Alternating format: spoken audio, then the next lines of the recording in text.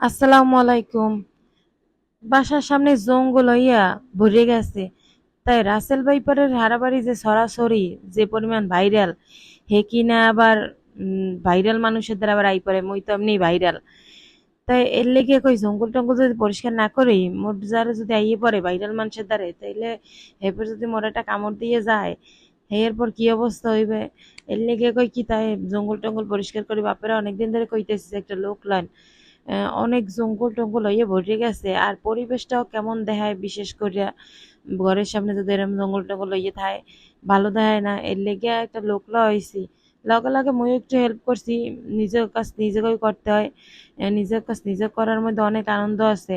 মাইয়ে গো সব গুণ থাকা উচিত, মাইয়ে গো সবকিছুই পারা উচিত। কথা তো ওইটা না, কথা হইলে এই ভিডিও দেখা মগে এলাকার কিছু মানুষ এমন হিটকেইবে দেখবে আর দাঁতগুলার হুগা দেবে।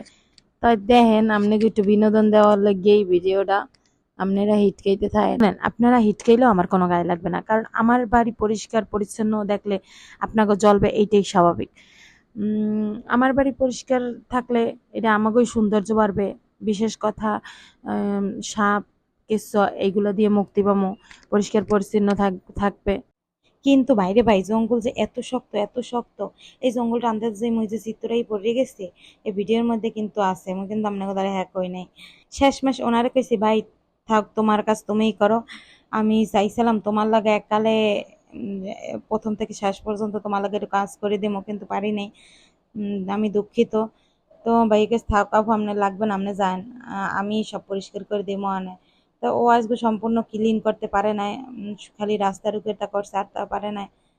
আসলে সব কাজেই অনেক কষ্ট আছে।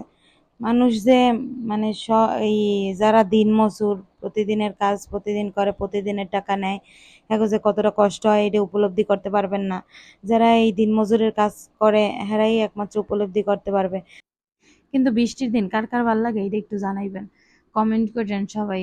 কিন্তু আমার তো একটু ভাল লাগে না, কারণ বৃষ্টির মধ্যে কাদায় কেমন যেন সারা বাড়ি চাকচাক চাকচাক করে। এর লেগে কোথাও যাওয়া যায় না, কোথাও মানে আর কি ঘোরা যায় না।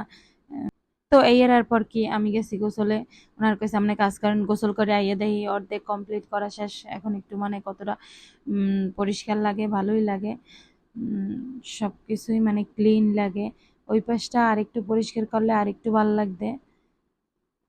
তো ওনার কাজ আজকে এই পর্যন্তই ছিল, এর জন্য এটুকুই করছে, কালকে আবার করবে। তো আজকের ভিডিও এই পর্যন্তই, সবাই দোয়া করবেন। আল্লাহ হাফেজ।